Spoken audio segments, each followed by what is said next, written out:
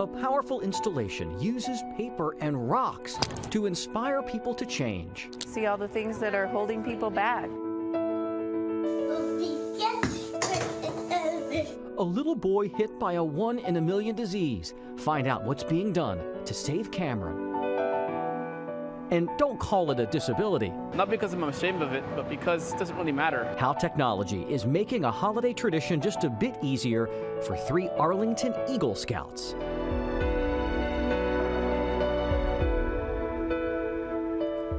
What if you could lift the one burden in your life that's keeping you from being your best self, like doubt or fear?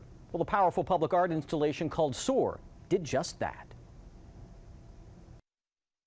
Fold birds. A group of neighborhood children So you fold it into the triangle. gathered one summer's night in Alexandria to start a unique project Yeah, that's good.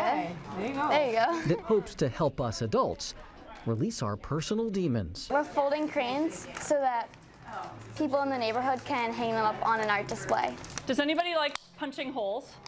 Local business owner Nancy Belmont The project is called SOAR. is the brains behind this undertaking to unburden. And so it could be things like shame or fear or self-doubt. Belmont believes baggage prevents us from living our most authentic lives. It could be, the need to be in control. But all of these things limit us in some way.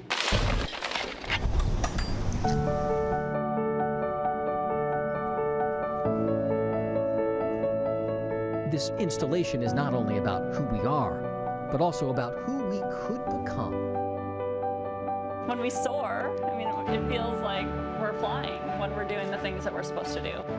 Several days later, with the help of a lot of rocks, paper, sand, and sweat, SOAR begins to take flight along bustling Mount Vernon Avenue. We are constructing the framework for the SOAR project. So all the projects that I do, I make a framework and then the public creates the art in it.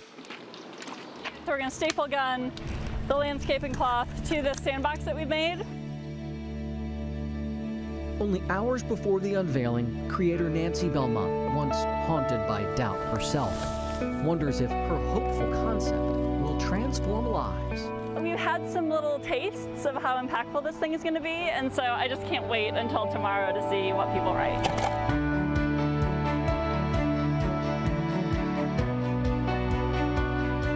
Opening night for SOAR proved to be more than anyone expected.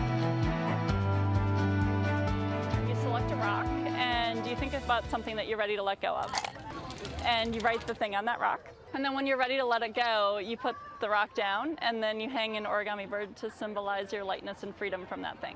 I see all the things that are holding people back, like self-doubt, perfection, laziness. So I wrote the word insecurity, like a really positive energy, being able to kind of like let out negativity and like it gives room for good things to come in. I haven't had a chance really to read the rocks yet, but they're filling in really quickly. The birds look amazing. There's a great crowd out here. And among the many passers-by willing to open up, Alexis Lax. How am I going to get through it? She tells us that her life spirals when she succumbs to impulse. Actually, I wrote temptation because I get very tempted, and that's something I'm trying to fight. It felt great.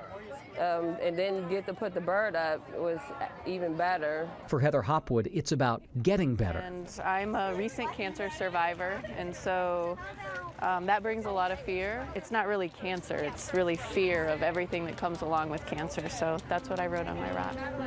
And I see I'm not alone. There's a lot of rocks that say fear. Who could have imagined that a pile of rocks could tell so many heartbreaking and revealing stories about the struggles we endure? It starts to get a little emotional because I think about the potential to change one life, and then I see all of these lives that have the potential to change from an experience, and it feels pretty good. SOAR remained a part of this neighborhood's landscape for nearly a month. So we are 15 days in, 2 weeks in, a little over. Nancy Belmont's job of supplying rocks never stopped. We started with 2,500 rocks, and we've used at least 3,000. Because people kept coming and birds kept soaring. And then every day when I come, I think, there's no way all those birds are gone. There's no way all the rocks are gone. What's happening here? What happened is that people were writing and they were also reading other rocks. I'm thinking about putting in stress, work. Transforming SOAR into a collective experience.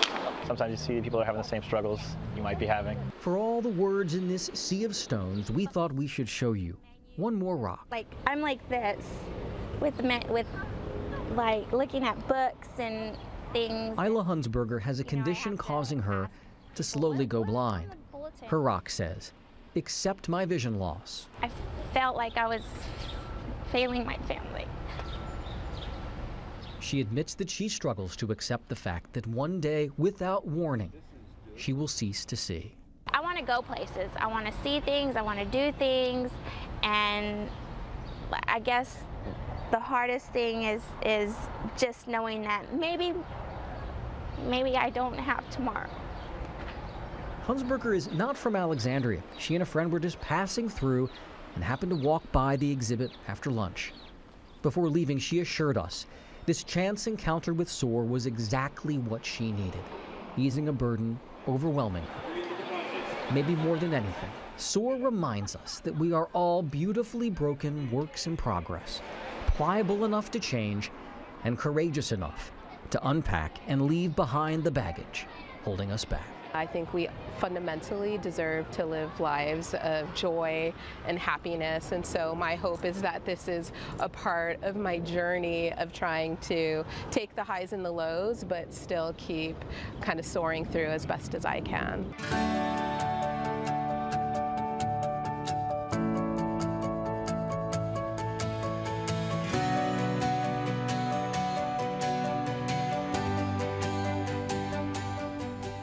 Of the 4,000 rocks left at SOAR, the most common words written were doubt, anxiety, and fear. A boy once vibrant falls gravely ill. Find out how Cameron survived one of the rarest conditions in the world and what his family is doing now to improve his life.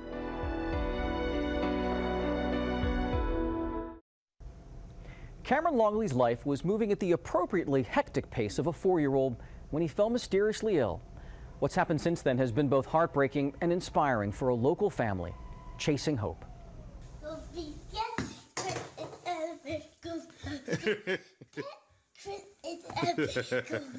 How things used to be. Take it out. Oh. What do you say? Thank you. Memories, powerful and sacred for this family, of a boy growing up living as he should, with abandon. Just is really so active and just not a care in the world, you know. So when this happened, it was just tough. I'm trying to run all the way to her house. Wherever life took Cameron Longley, there were two things leading the way. That smile and eyes alive. For the first 4.5 years of his life, Cameron was often in motion. I got you.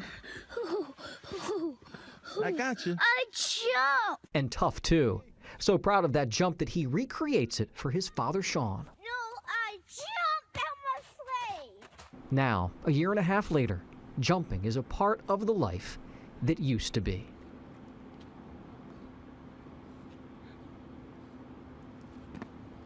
Yay!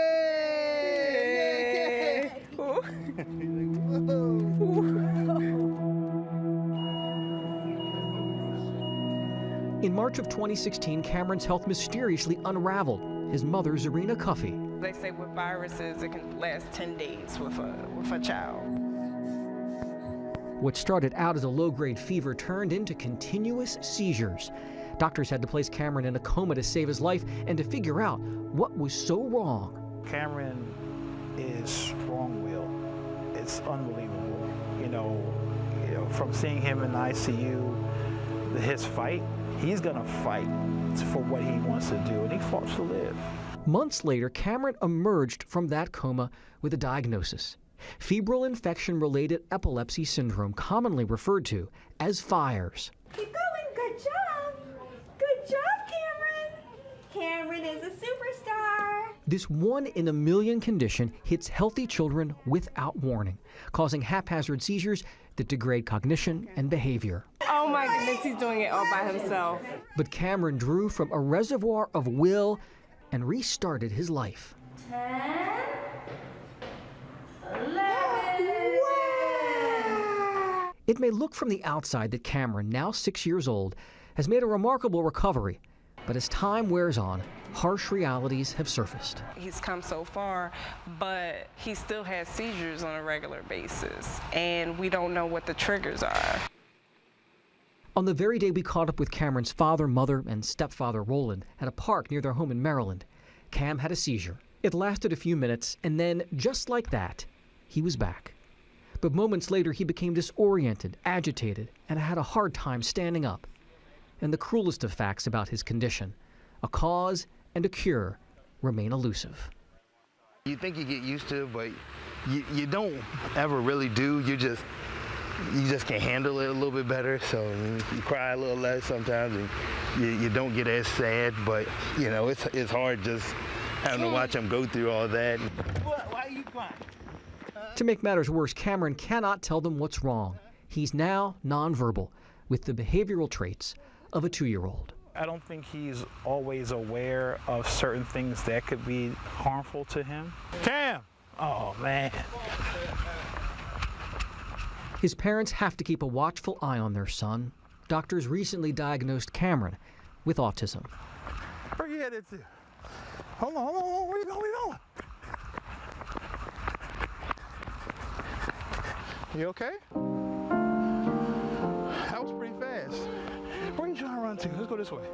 You start to forget how he used to be, and this becomes what life is, which I don't want it to be. You know, I want him to go, you know, be able to have a normal life. I want him to go back to talking, telling jokes, and being silly. I love me mom really much all the time.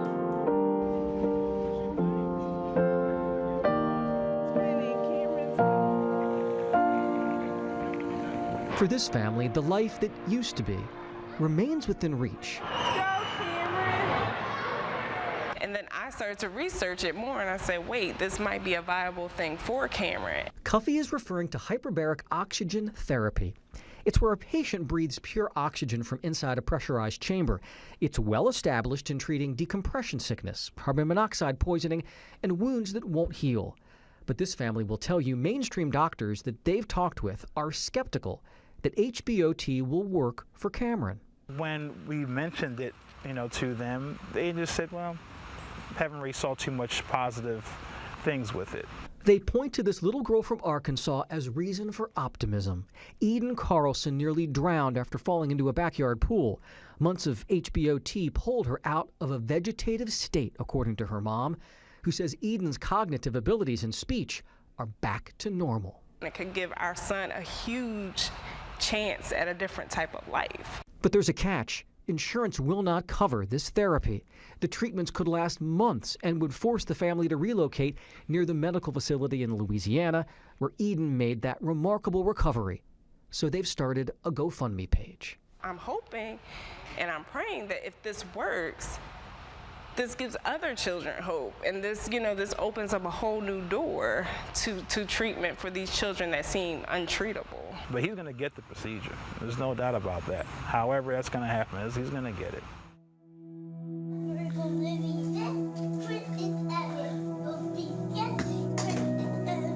The memory of how things used to be. Yay! Now fuels a family's fight to give their son back some of the time that he's lost.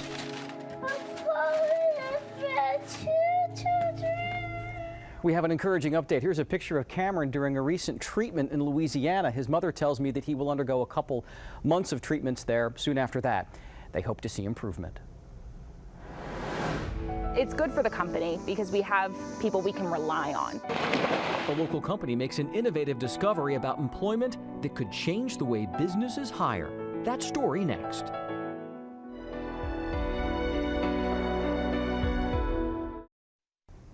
Employers are hiring more people on the autism spectrum with more regularity in our area for a very important reason. They're doing a better job than anyone else. Nasir is a perfect example of that. If there's something you can count on as the summer season winds down, it's that workers are in short supply at neighborhood pools. If they aren't on vacation, they're heading off to college. Hiring lifeguards is definitely a difficult process. To solve this problem, RSV Pools owner Scott Vincent, Full staff? You guys are good to go?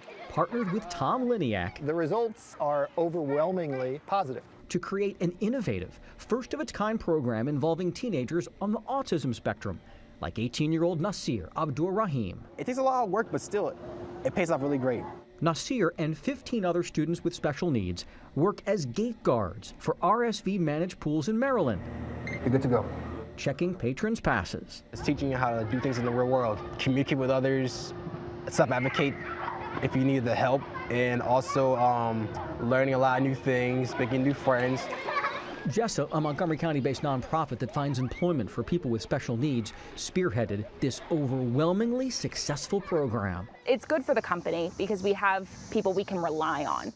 Madison Pizer with RSV Pools hired the gate guards who, after extensive training, have far and away outperformed their counterparts. 16 students working for us, and I can tell you, not a complaint. You know, always on time, always in uniform, super happy to be there. In fact, this project has done so well, they hope to double the number of hires next summer. But for Pizer, this is about far more than positive employee evaluations. Her younger brother, Mason, is on the spectrum. For my family, it was terrifying to think that, you know, Mason might not be able to be on his own. Last summer, Pizer arranged for Mason to work as a gate guard. He performed beyond expectations. For me, Mason can do this. You know, he's going to be okay. He can have a job. You know, he can have a life of his own. You know, just because he has autism, it's not going to limit him. To me, this is the new way. This is the reality. I'm not sure I discovered this. I don't think I did. I think it's been there. I think it's for all of us to discover. Is that way? Was it that way? They discovered that in a nurturing environment, employees like Nasir not only succeed, they thrive. When it comes to his job, he is here on time. He does not miss the bus. For Nasir's mother, Nisa, this job is a key step in her son's progression to independence. I'm just really fortunate, you know, to be Nasir's mom and to have him as his son, and I'm gonna cry. And he's doing so well. While waiting at his station, you'll often find Nasir drawing, from memory, his favorite characters. I'm just learning how to draw other things, cartoons, anime, real-life people, even animals or other creatures. He'll tell you without hesitation, he has goals and dreams, like anyone else. My dream is to be a traveler, a great artist, and a good photographer. And every day, he moves closer to independence. And how I get back home, I take Glenmont, 26 Glenmont, all the way up to Glenmont Station. He uses public transportation to get around. So he is a traveler, and he is an artist, already on his way to living his dreams. It's about who you are in you. Like, it's like a gift in you. Like you're a gift of talent. So you cannot let people take advantage of you, judge you how you are, how you like. You can't let them power over you. You have the power to overcome them. Still ahead, when you get back, I need you to put everything away. The technology these triplets are using to better navigate everything from the grocery store to sidewalks.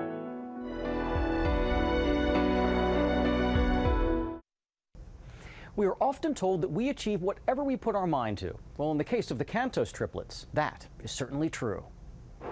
We have to get shopping done. We each travel a different path in our evolution to greater independence. Check what is on sale. Oli Cantos and his three boys are from time to time tethered as they move through life. But this 3-block walk to their Arlington grocery store is a key step in the maturation of his teenagers. You just have to plan through the menu. Oli's adopted triplets, Nick, Leo, and Steven, are doing the Thanksgiving shopping this year. When you get back, I need you to put everything away. In fact, this trip to their neighborhood Whole Foods is their first fully independent shopping experience. How much is it? The boys have been blind since birth, a fact frankly meaningless to these remarkable 18-year-olds. So I don't really like to dwell on having a disability that much, not because I'm ashamed of it, but because it doesn't really matter. Last month, this trio attained the coveted rank of Eagle Scout. In recognition, Ira gave each brother a year's subscription to their innovative service. Okay. An Ira agent can see in real time what Leo cannot through a camera that's installed in the glasses that he's wearing. These are the carrots right here, right? The agent then guides Leo to his goal, finding just the right carrots. This should be good enough, right? And celery for his stew. He's telling me that it's up on the upper shelf, and I didn't know that, so he told me it was on the upper shelf, and so now I can actually know where it is. For Leo, it's about navigating life a bit easier. The best way I can describe it, it's like having a sort of vision. One shelf up, I do see some cranberry juice. Cranberry juice? Stephen was looking for just the right juice. Some cake mix. And the perfect box of cake mix among an overwhelming number of options. This is just a really cool experience. Or the sticks.